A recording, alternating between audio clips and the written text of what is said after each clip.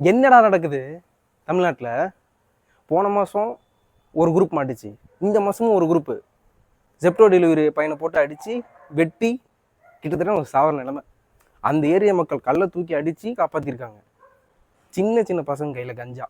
உடனே வந்துடுவாங்க ஒரு குரூப்பு. என்னன்ட்டு அந்த பசங்களுக்கு வந்து நினைக்க முடியாத அளவுக்கு ஒரு தண்டனை கொடுக்கணும் அப்படின்னு சொல்லிட்டு.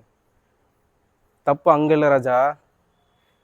உடனே இன்னொன்று சொல்லுவாங்க, இந்த ஆட்சி தான் தப்பான ஆட்சி, சரியா இல்லை அப்படின்னு. நான் சொல்கிறேன், மக்களாகி நீங்கள் தான் தப்பு.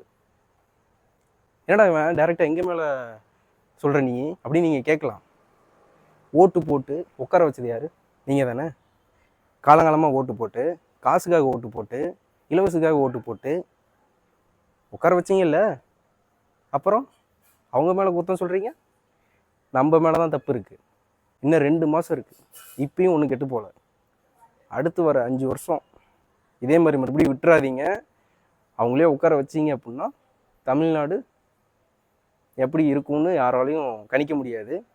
பார்த்துக்கோங்க, மக்களாகி உங்கள் கையில் தான் இருக்குது. நீங்கள் நினச்சா தமிழ்நாட்டை அமைதியான நாடாக மாற்ற முடியும்.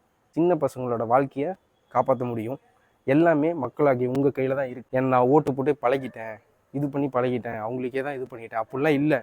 நாளைக்கு உங்கள் வீட்டில் நடக்கும்போது தெரியும். அது நடக்காத வரைக்கும் உங்களுக்கு பிரச்சனை இல்லை. நான் சொல்கிறது உங்களுக்கு புரியுதுங்களா? நான் என்ன இவ்வளோ கோபமாக பேசுகிறேன்னா, நம்மக்கிட்ட தான் தப்பு இருக்குது. தப்பு எங்கே தப்பு இருக்குன்னு நம்ம பார்க்கணும். அதை விட்டுட்டு தப்பு நடந்ததுக்கப்புறம் தப்பு நடந்துச்சு சொல்லக்கூடாது. இந்த தடவை நீங்கள் யாருன்னு காமிங்க, உங்கள் கையில் தான் இருக்குது. தயவு செஞ்சு இந்த தடவை விட்டுறாதீங்க. மக்கள் நினச்சா எது வேணால் மாற்ற முடியும். Bye guys.